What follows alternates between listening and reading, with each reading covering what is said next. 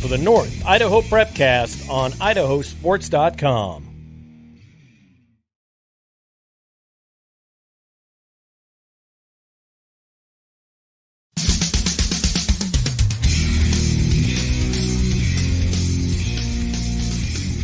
It's time for the North Idaho Prepcast on IdahoSports.com.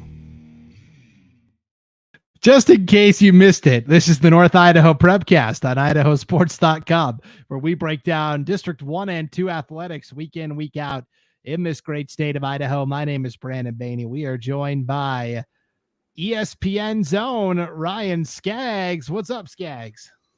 So the funny story behind this, I don't know if you saw that or not. Do you know why I put this in here in my tagline?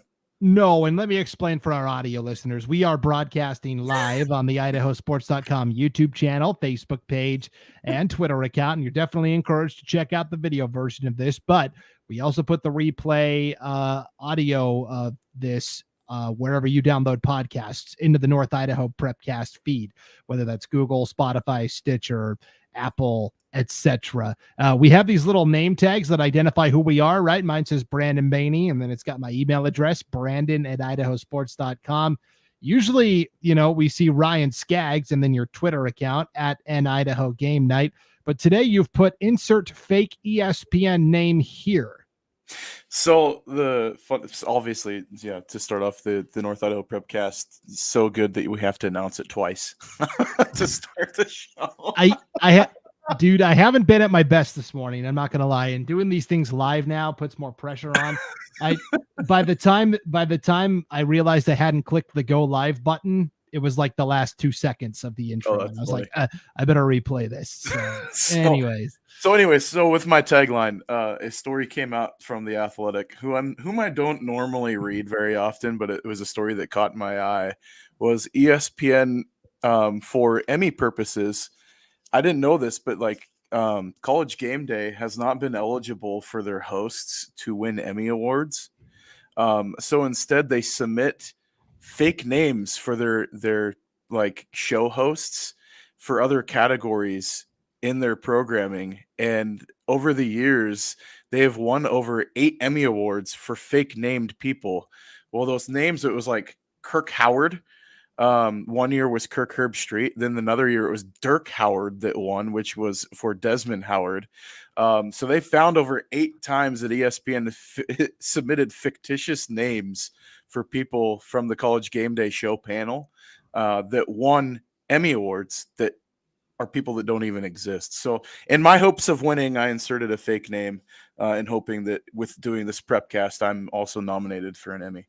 oh my gosh, I really want to ask you more about this and why they're not eligible for the Emmys, but I don't want to take a ton of time on the podcast. I read it. I started laughing and I'm like, that's the most ESPN thing ever. But yeah, I'll do my own research. This leads me to 2 conclusions. Number one, it reminds me of when I was a freshman in college. I applied for the NBA draft. I entered the NBA draft. It cost $10 for a filing fee, and you just put your name, and it's team. And I was like, University of Montana Intramurals. And I was like, who knows? The Knicks at that time, their owner was going on nightly benders, and maybe I'll get drafted by accident by the New York Knicks. Jeremy Lin was probably on fire at the time. And yeah, no. This was bad. This was when the Knicks had 7 power forwards on their roster, and they all just clogged. They're like, yeah, you know what you need is a 6'6" semi out of shape college kid. Yeah. Yeah. Anyways, I didn't get drafted. Spoiler alert. But also, tell me where you land on this. And I would be interested to know from people that are watching this live. You can always, comment and participate, and we'll make you a part of the conversation. I think in general, awards are pretty stupid. I got to be honest. Yeah. They're pretty arbitrary. I don't put a lot of stock into them. The one set of awards I do put stock into are the all conference teams that are voted on by coaches across various sports in Idaho, because those coaches really know the ins and outs of their league and their players. And I don't put much stock into the all-state teams. If we're being honest, I don't think they're really reflective of it. Always ends up being players from the teams that made it the furthest in state, which isn't always the best players. And then just individual awards too, I think are generally pretty pointless. So, and that's like, I think kind of what tongue in cheek, why I do my own awards too, is because I know how some of these awards work. I mean, I voted on a panel for the coaches awards in various leagues that I participated in years past and been in those meetings. And even some of those are, I don't want to say skewed, but it's, you want to get your guys in. And like, so if we couldn't get our guy at quarterback, then we're going to get our offensive lineman some notoriety, even though maybe he wasn't deserving. That stuff happens. Like, that really does. There's kids that are definitely deserving, but there's also just guys that want to make it even. Which isn't necessarily true, because I mean, you look at some dominating teams. Coeur d'Alene realistically could have had their entire starting 5 on their offensive line as all league in the IEL, and I don't think anybody would argue. Same with Post Falls last year, like vice versa. Like that exists. So, awards I kind of tongue in cheek laugh at, but at the same time, I think the kids need the notoriety, because like there's recognition that needs to take place. But it's like, who has something to gain in those two is where I would look at it, like with the all-state stuff. There's, okay, fine, pay for clicks. Okay, well, I'm going to choose, this school because they have a big fan base, this school, big fan base. I'm going to probably maybe get a few extra clicks out of the deal, which now I'll say the all-state teams that come out are voted on by the coaches, but it is hard for a coach in North Idaho to vote on players from, for example, I'm not saying this happened, but this is an example, right? Highland and Coeur d'Alene played for the football championship this year. Yeah. Coeur d'Alene easily could say, well, Highland is the team we saw. I'm just going to vote their guys. Yep. But there might be somebody from Rigby who was better. But they saw them in week 0. But yeah, I mean, there could be a kid from Lake City that was Thunder really Ridge. Good. Yeah, right. I mean, one of those secondary teams that just has an absolute standout. And I know that we saw it last year. Obviously, Zach Johnson made the all-state team, but he was, made a name for himself in some of the off-season stuff. But I mean, there's kids that get slighted, absolutely, because their teams don't make it to the playoffs or whatever, but they're more than worthy of making an all-state team. And I could look at kids like, for example, Cornish at running back last year for Lakeland, I think was a massive snub. And, but that's just, sometimes it's a popularity contest, and it gets to be a beauty contest. If your team makes it to state and does well, then you have a good chance of making the all-state team. And that stinks kind of in my mind, but yeah, we could go off at a tangent we could do a whole show about this, but yeah. Yeah. You'll really see it in basketball with the all-state teams. If your team absolutely. If your team didn't make it to state, it's really hard for you to make the all-state team, which is not how it should be. Which isn't fair. That's not fair, because I mean, there's some dominating players that are out there that just don't have a supporting cast around them. Like that happens.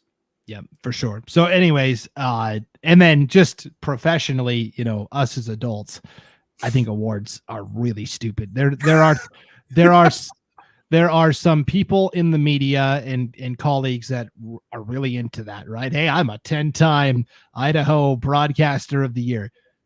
Cool. I don't need that. But it's the same 4 people nominated. So like, how can you not win every year if it's the same 4 people always getting nominated? Right. I don't care. I didn't choose this line of work to win awards and be famous. Absolutely. I couldn't care less about it. Anyways. And granted, I think, some of it, like, I look at guys that don't get nominations that, like, I mean, I look at the guys of the Coeur d'Alene Press. I think they do a phenomenal job. There's guys at the Lewiston Tribune that do great work that get no notoriety at all because they're in the obscurity of North Idaho. And, that's a shame. Like, they should be sports writers of the year too. Like that. But yeah, anyways, we can kill this topic. I put my foot in my mouth last week talking about a newspaper somewhere in Idaho. So I heard about that. I'm gonna abstain, but I will say the Coeur d'Alene Press and Lewiston Tribune, they do such coverage. Good work. I don't get it. I don't get it. Yeah, we're very lucky to have them up here. Absolutely, sure. And I'll make sure and tag Nelke and the crew, like, because they Jason Elliott, they all do a great job up here, man. They do such a good job.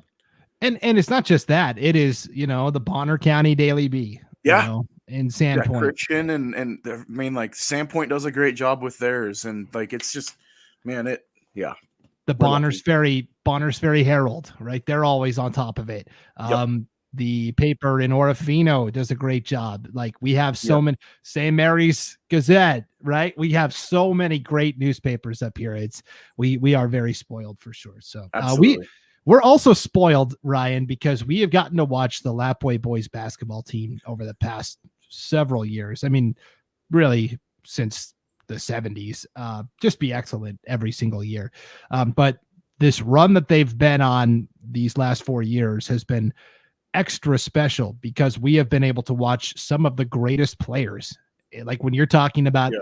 I'm making a top 50 list of Idaho's best basketball players of all time. Titus Yearout is on that list. He's now at the University of Idaho. Kase Wynott is on that list. And now Absolutely. we've been talking about this since the start of the year, and now it's coming into view.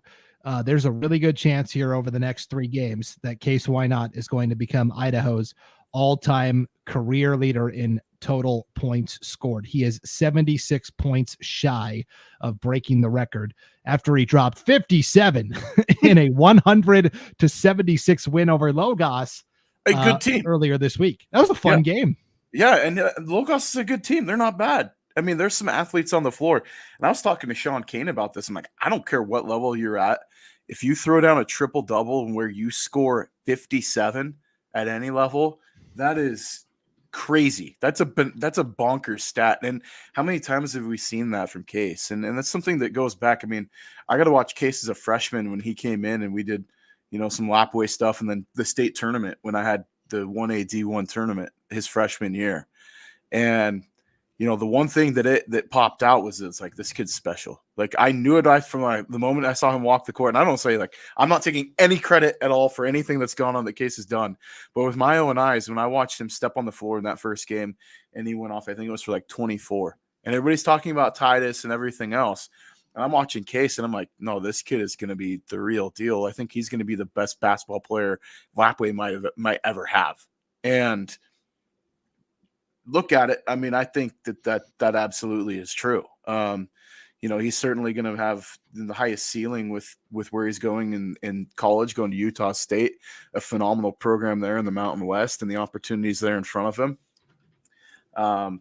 But I mean, he's just a great, humble kid too. And that's the thing that I think people overlook is they think that if you're going to be the all-time leading scorer, you're going to have this flashy kid that's out there, John and everybody and everything else. No, he's the most humble, head down, grind, just unselfish player I've probably ever seen with the amount of talent that he has. It's something, it's once in a generational type talent that comes through the halls of that school. And that, I mean, how many great players have we seen Lapway have, like you said? But what Kase has done has just been unbelievable, and it's worthy of the accolades and the attention. I think just because the amount of work that's gone in behind the scenes that he's put into, people don't realize the hours that have been invested by him and by his parents and his coaches and everything else. There's a ton of work and a whole community of people around Kase that get a share in a little bit of this, spotlight over the next few games. Yeah.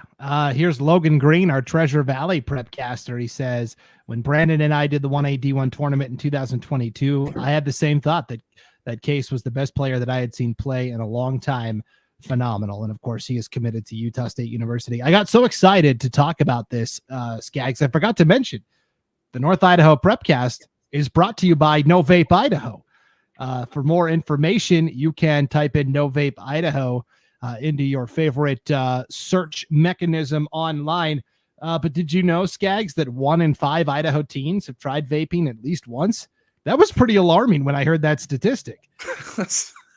I could give you stories of the times that I worked, when I worked in the school districts I'd say that I would have taken the over instead of 1 in 5. I would have thought it was more, but yeah, that's crazy. That's sad that it's that high, but yeah.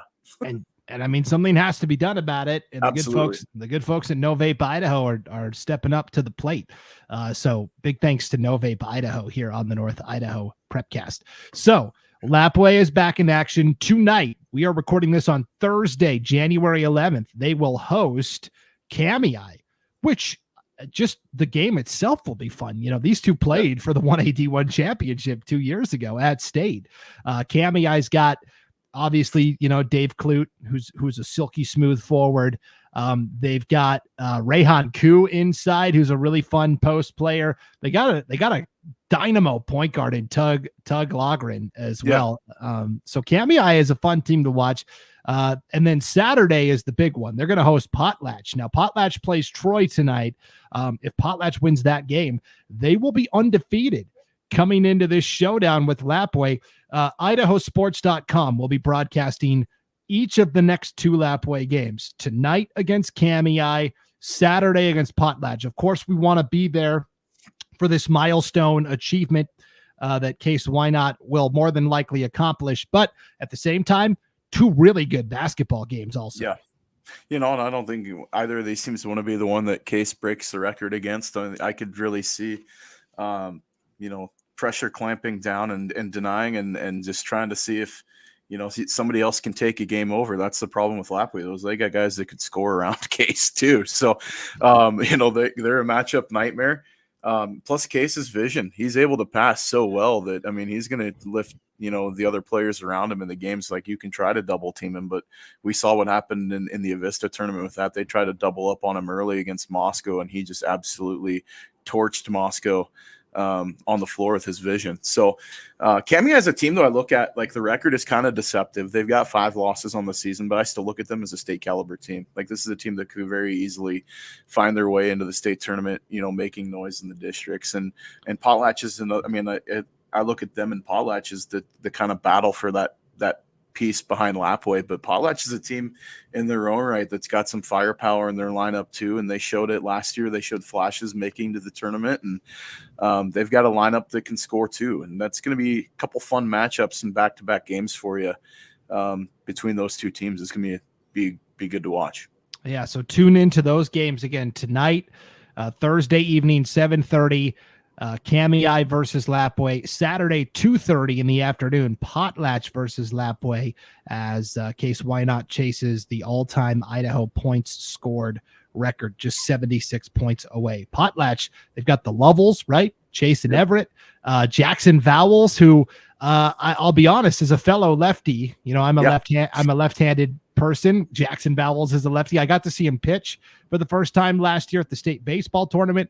I haven't gotten to see him play basketball yet. I haven't had the privilege, and so I'm really excited to see him on the court, because I obviously you look at the numbers and you go, yeah, he can fill it up. But I've heard just from people, like, when you watch him play, he glides out there. So he's silky smooth to his game, and that's going to be fun.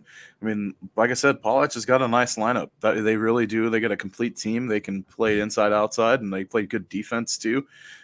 You can't sleep on the Loggers. I kind of look at this game almost a little bit. You might see it like what we saw last year when Lakeside came down to Lapway. And then it's like, if Lakeside, even though in a close loss, could they learn something in order to dethrone the Wildcats? And that could be this game for Potlatch. We'll see what takes place. Yeah, it's going to be so much fun. I can't wait for it. Again, this is all on IdahoSports.com, totally free to tune into to watch these 2 games here Thursday night and then Saturday afternoon. Of course, tip-off time always depends on the JV game ahead of it. Those tip times are approximate. So, and I don't know if you looked outside or not, but weather permitting too. I haven't. It's not pretty out right now. Let's put it that way. It's going to be cold, and it was snowing pretty hard a little bit ago. Oh man, I'm gonna have to shovel before I leave for Lapway today. Okay, good to know. I've been podcasting all morning. I haven't had a chance to look outside because I have my windows closed here in the office because I don't want the sunlight to come through and ruin the shot. This weather report brought to you by Ryan. Yes. Okay. two last things on Kase Wynott, and then we'll move on because I got a chance to talk really quickly with Zach Eastman last night, the boys basketball coach at Lapway, and he said, here's what people don't understand about Kase Wynott, because this is what I said. I said, I'm excited that we get to showcase how unselfish of a player he is, right? He's always rebounding and assisting, and triple doubles are pretty common for him, and you can't do that if you're just looking to score every time you get the ball. And he said, and the other thing a lot of people don't realize is that a lot of Kase's points come off of rebounds, right? A teammate will shoot a shot, it'll miss, he'll grab the rebound and put it back up for 2 in the blink of an eye. And he said that happens a lot. And he said, honestly, until he's shooting 75% from the floor, until those come down, like we're going to trust him. In the Logos game, he was 15 of 17 from the floor, Scaggs. You're on, right? Like, yeah, no, that's Kase's game, man. And he's been that way forever. Like, when he was a freshman, he wasn't the biggest in frame, right? He wasn't the biggest dude on the floor, but he slides into the paint so easily, and it's just he's silky smooth on his touch. A lot of his points in that tournament, when I saw him, I mean, this is going back 3 years, but was second chance points. He was just following up like something like, Year Out or Cross Taylor or whoever was putting up a runner, and he would just follow it down the lane and be there, Johnny on the spot. And, I think he learned that game early on, and he hasn't let that part go. And he's learned how to score in different ways. That was something his dad attributed. Like, he told me in the offseason, he was like, you're going to have to watch Kase's mid-range game. Like, if you want to talk about that, it's like mid-range game and his passing have absolutely taken off. And that's the reason why he got the D1 looks. There's scorers everywhere. Like, I mean, if you can score in basketball, score. But when you want to be different, you got to have those other facets of your game, and that's where he absolutely improved, and he's earned that scholarship offer to Utah State. Yep. So we're so excited to watch that again. Click on the game streams tab on the homepage at IdahoSports.com for all of the details there. All right, we will take a break. When we come back, we'll dive into the other boys and girls basketball games that caught our eye and get to Ryan's North Idaho 9, his power rankings of the 9 best boys teams, the 9 best girls teams in North Idaho, regardless of classification size. This is the North Idaho Prepcast, presented by No Vape Idaho. It's not like I'm doing drugs. Nicotine can negatively impact the developing brain and make it more susceptible to other addictive substances. Students that vape are 3 times more likely to start smoking weed. And kids who share vapes can unknowingly inhale other drugs like THC, meth, or fentanyl, causing permanent lung damage, overdose, and even death. Be smart, don't start.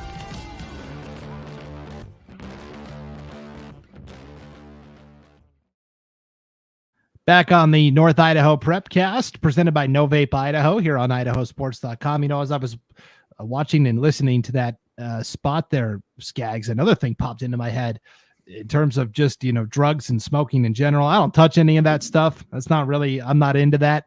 I know our neighbors to the west are kind of like, yeah, do what you want, right? And I'm not here to talk about that, but everything is laced with fentanyl these days. We're finding out now even vape pens, and just the tiniest microscopic amount of fentanyl can kill you. Yeah, no, and it's something that, I mean, we see, and it's been in the news cycle more and more lately, is just the accidental overdoses, and it's, kids unwillingly doing things, whether it's vape pens or pills or whatever. Something's laced and you just don't know. Like, if you don't know, don't do it. Like, there's too much at risk and too much to lose in that game, and that's a game you just don't want to play, because you're putting your life in your own hands, and you can't trust other people when it comes to stuff like that anymore.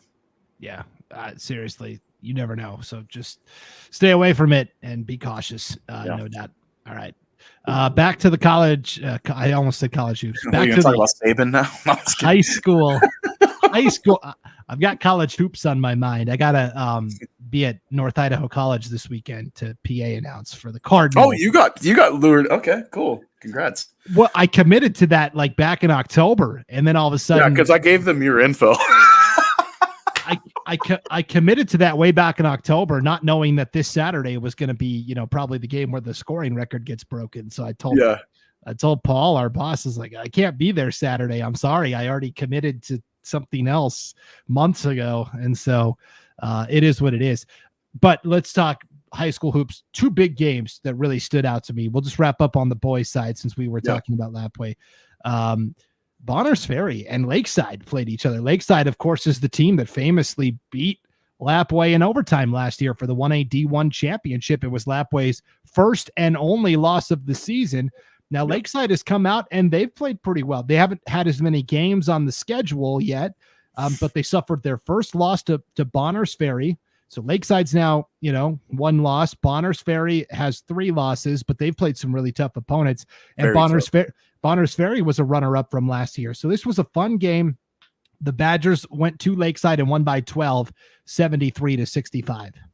Yeah, that's a good win, I think. And it's not a bad loss necessarily. That's a game that I don't want to say means anything, but It's not going to negatively affect Lakeside other than putting a loss in the loss column. That if you're from Southern Idaho and you're just looking at the paper, you're going to be like, oh, they've got a loss. It's like, yeah, okay, go look who, because this Bonners Ferry team's pretty good. And the teams that Bonners Ferry have lost to are also very good as well. So I think overall loss total for teams that Bonners Ferry has played and lost to, I think it's like 4.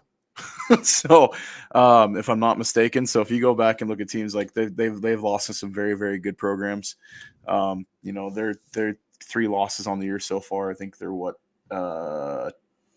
8-3 on the season right now. So not 9-3. 9-3 on the season. So I mean, like, Bonners Ferry is going to be a team. You talked about the 3A last week just being kind of a toss up.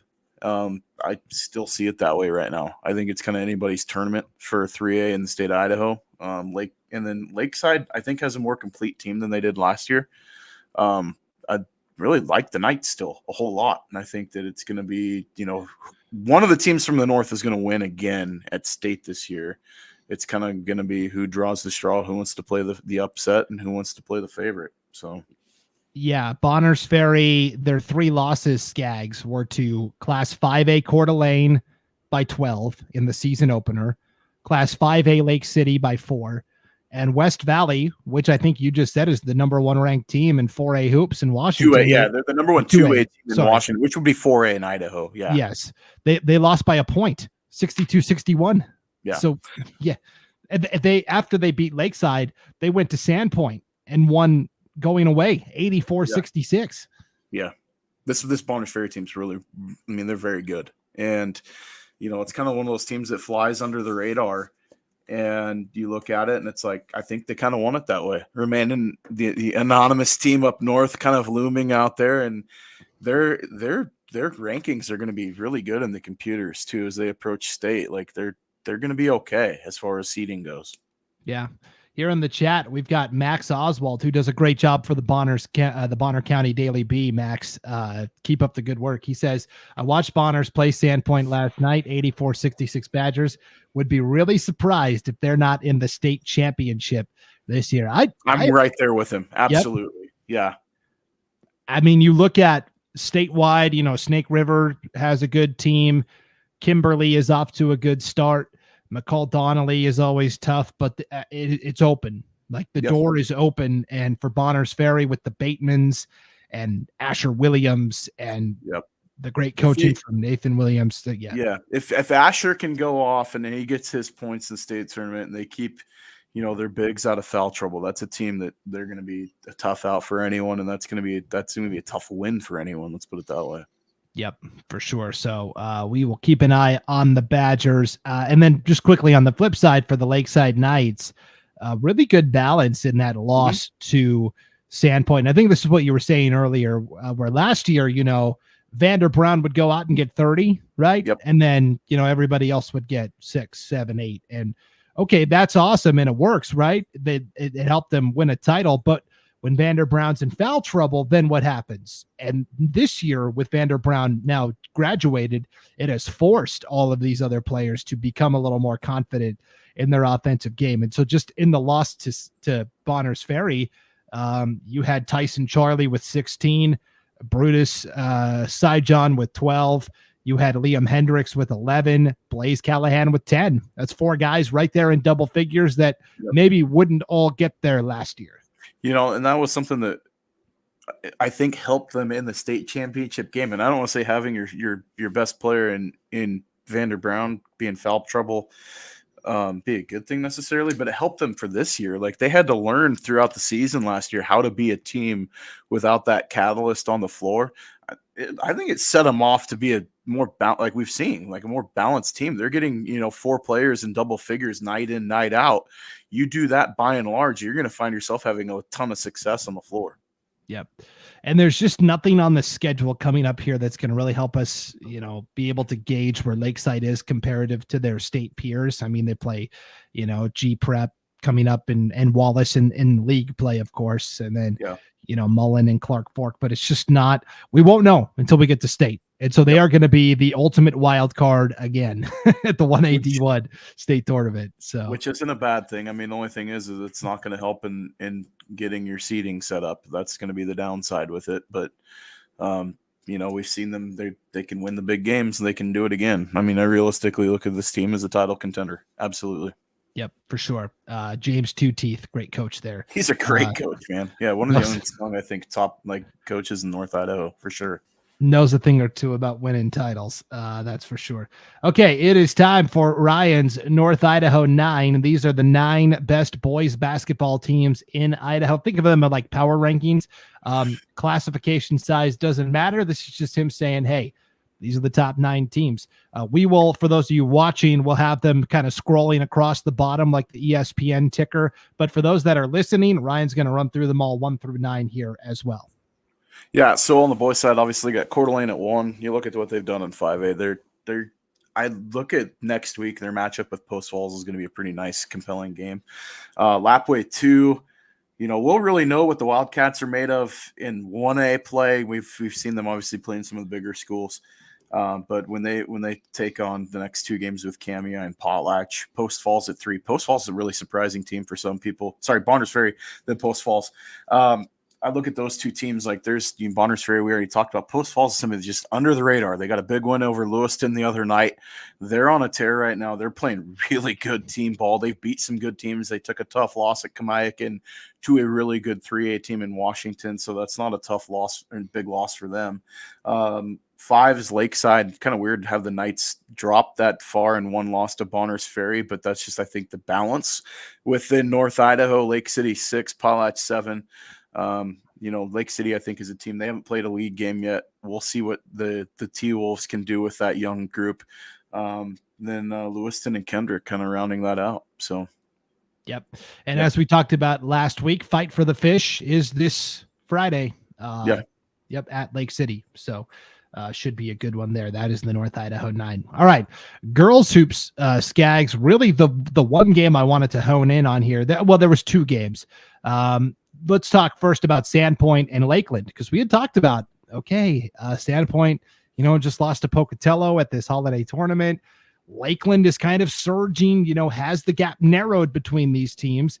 I think the answer is yes. Now, Sandpoint has been juggling people in and out of the lineup all season, right? Yep. But this game a week ago in Sandpoint, Lakeland led by 7 with 2 minutes to play. Sandpoint closes out the game on a 10-0 run to win 53-50. That's like in Mortal Kombat where the guy reaches in and rips out the other person's heart. That's what happened. Yeah.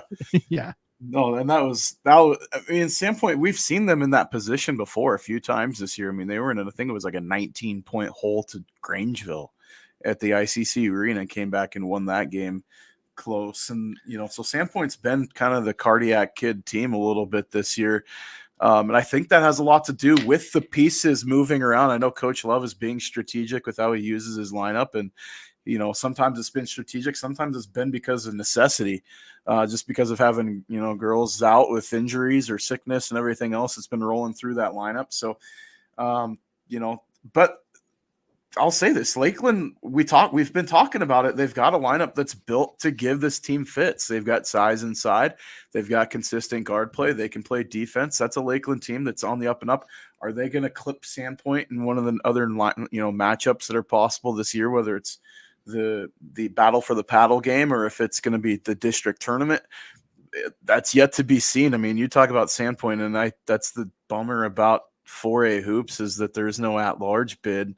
Lakeland's a team that could show up at state and realistically, I think, play for a trophy. I don't know if they're going to win, the championship or necessarily, but they're a team that could play, on Saturday at the state tournament. And one of those teams will have to be sitting at home, which is a shame. And Moscow's having a good season in their own right too.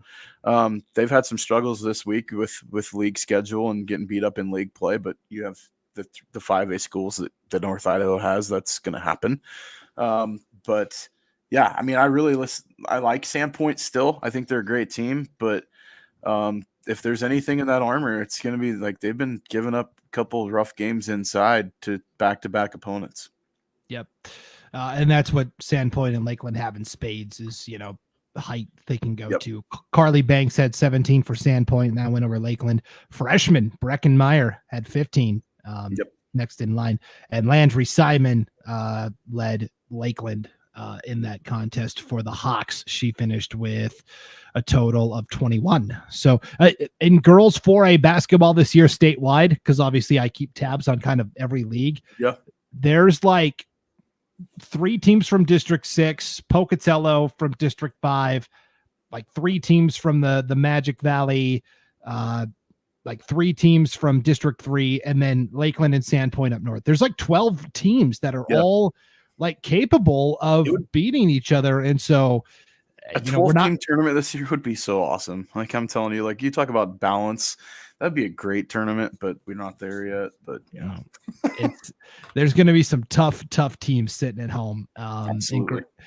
Girls 4A especially this year, for sure. So and I mean, I hate to say it, but it could be Sandpoint, right? It could be, you could go from winning the title to not getting back, right? We've seen that with Sandpoint girls soccer a couple of times. It's just, we don't want to jinx anybody and knock them or anything. But that's, I just think it talks about the balance of powers. It's kind of shifting a little bit, and people are their teams are getting better, which is great to see. I mean, it's creating a good problem of competitive hoops. Yep. We do have one last comment here before we talk about our last girls basketball game here. This is from our good friend H.A. Haas. I missed the wrestling talk, didn't I? Not yet, because I was going to talk about his kid, but yeah. Yes, we're good. Yeah, we're saving the best for last. Thanks for promoting these kids. Go Case. Okay. Last girls basketball game we wanted to hone in on was Lapway. Speaking of Kase Wynott, Lapway girls took on the Kendrick girls. By the way, Kendrick girls went up to Alaska for that Sitka tournament earlier in December. We just published yesterday a great feature story about that trip up north with some pretty cool pictures. Yeah. You should go check it out. Jason Shatraw wrote that for us at IdahoSports.com. One thing I learned from the story was that instead of going to a hotel, they just rented like an Airbnb, and they all just stayed in this house. And then every morning, Ron Ireland, the coach for Kendrick, cooked breakfast for everybody. That's awesome. Yeah. Talk about a cool bonding experience. That's so cool. I'm still waiting for the seafood to show up, but which I'll be waiting a while. Right. But yeah, no, you talk about an awesome experience though for that group, and the if the competition wasn't the best, I think you learn a ton about the people around you and learning about your teammates and growing as a family. Like that's such a cool experience, and I'm happy that those girls got to have that. That thing, they can talk about that the rest of their life. I mean, you'll go to a high school reunion 20 years from now, and you'll end up talking about that trip. Like that's a pretty cool deal. Yep, for sure. So, okay, Lapway did play Kendrick in a non-conference girls basketball game. Really, 2 Titans, 1A D1 versus 1A D2. And it ended up being a really close game, Scaggs, but the final score was in favor of Kendrick 49-40. Yeah, Kendrick getting a nice win, a 9-point win on the road in a tough environment. I don't know, anybody plays in Lapway has a good time. Like those fans make it tough, and that's hats off to Lapway fans. They do a great job supporting their teams. But a big win for Kendrick to get that win at Lapway, and you look at Kendrick, and it's like we talked about it last year with that boys team, and kind of saw a similar upward trajectory, and this Kendrick team, man, they've got great pieces in that group. Coach Ireland's team is very, very well balanced, and I look at them and they're a realistic favorite at 1AD2 for a state title, which this will be a league game next year, which is I'm really looking forward to with the classification change too. This is going to be an exciting thing for years to come. Yes, that was going to be my point, was that next year we get to see him play twice. This year just the one time, but yes, league opponent next year. So we'll keep an eye on Kendrick. They've still got that big game with Deary, in the rematch on a D2 White Pine. Kendrick won by 2 the first time. I cannot wait for that rematch. It's going to be really fun. All right, before we duck out of here, Raleigh Lane was last weekend. Well, we have the girls North Idaho 9 and then Raleigh. Oh, Lane. Yeah. Okay, all right. Yeah. I don't want to show. No. It's all good. My mind's a million different places today because as soon as It'll be quick because it doesn't change much. But yeah. Yeah. Okay. So this is the girls North Idaho 9 power rankings, 9 best teams in North Idaho girls hoops. Again, we'll scroll it across the bottom line for those watching, but for those listening, Scaggs is going to take us through them 1 through 9. Yeah. So number 1, obviously, we got Lake City, 2 Coeur d'Alene, 3 Sandpoint. I don't need to say more. Those teams are all more than, and the 4 at Grangeville. I mean, you look at the top 4, that's a great lineup. Timberlake at 5, Kendrick at 6, Lapway 7. Kamei and Wallace lurking there, 8 and 9. Those 2 teams I look at. Kamei, can they, get on a roll? That league schedule and White Pine gets brutal in the next 2 weeks for a lot of those teams. There's teams out there like Prairie, Genesee, that are on the upward swing as well. Troy tries to make things interesting. So there's some, I think, slip ups in the next couple weeks for some of those teams that are out there. They could take a league loss that might open some eyes, but there's no easy nights in North Idaho. Yeah, I was gonna say, Prairie must be like number 10. They're out there. Yeah, they're lurking. I mean, there's some teams. I mean, Lakeside already knocked off Wallace earlier in the year. Like that could definitely happen again, even though Lakeside's record doesn't look the greatest. They're just a tough group that plays hard. So, I mean, there's some teams out there that can, knock off any of these teams on any given night. Like it's a log jam behind that top 9, in my opinion. Yeah, for sure. Okay, a couple of quick basketball comments, and then we'll wrap up with some wrestling talk here. Ada McCormick, of course, former Lapway girls coach. When Kendrick played Lapway and the Tigers got that 9-point win, she said Coach Ireland was not there coaching the game. I think his assistant coach coached that game for Kendrick. So that's even more impressive. I love the little nuggets we get, man. And yeah. We get everybody following this too, which is awesome. But yeah, yes. Thanks for the info. We didn't know that. Like that's something that I didn't know. So yeah. I think, a group to respond and get a really tough road win. That's huge for that Kendrick program. Yep. And here's Lapway assistant coach for basketball and Kase Wynott's dad, Jeremiah. Drive safe, guys. See you tonight. Yeah, I guess as soon as I get done with this, Jeremiah, I got a shovel because I guess it's been snowing all morning. I haven't been able to look outside, but and then I'll clear a path and then head over to Lapway. Before we do that, though, let's wrap up with some wrestling talk here, Scaggs. Raleigh Lane was last weekend. River City Duels is this weekend. I hope all the teams can make it here to compete, for the weather and stuff like that. But Raleigh Lane, there were some impressive performances.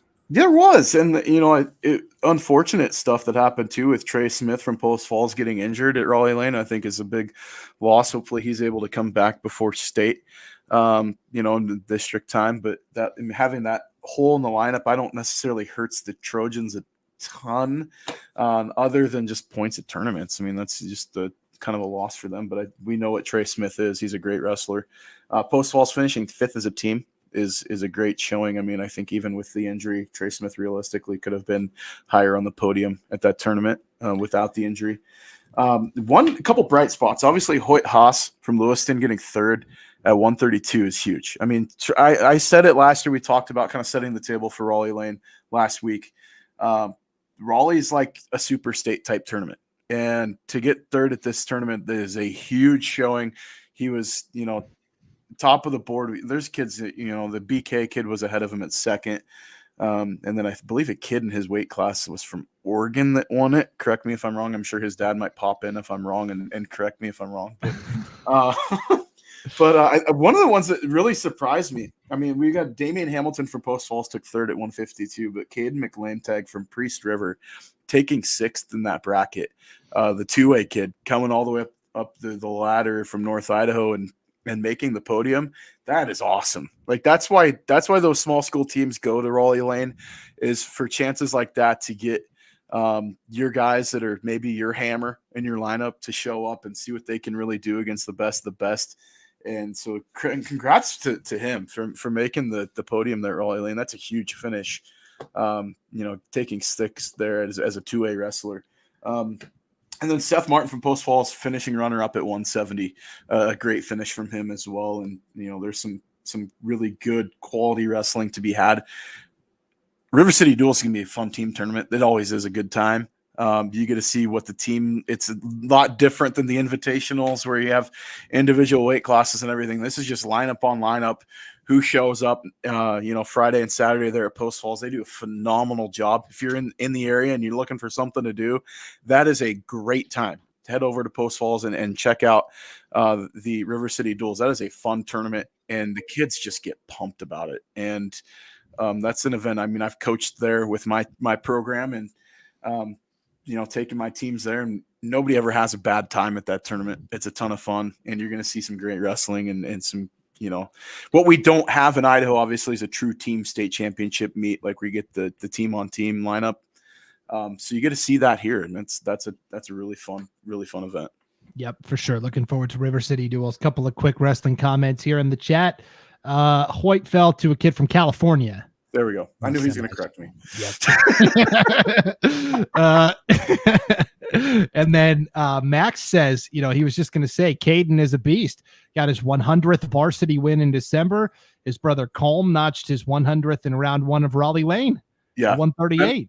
And I know Colm's had a great year too. He had a great showing earlier in the year at Tri-State, and so those are two just absolute dudes that Priest River's got in their lineup, and they're gonna make a ton of noise at 2A state this year. But thanks Max for chipping in on that one.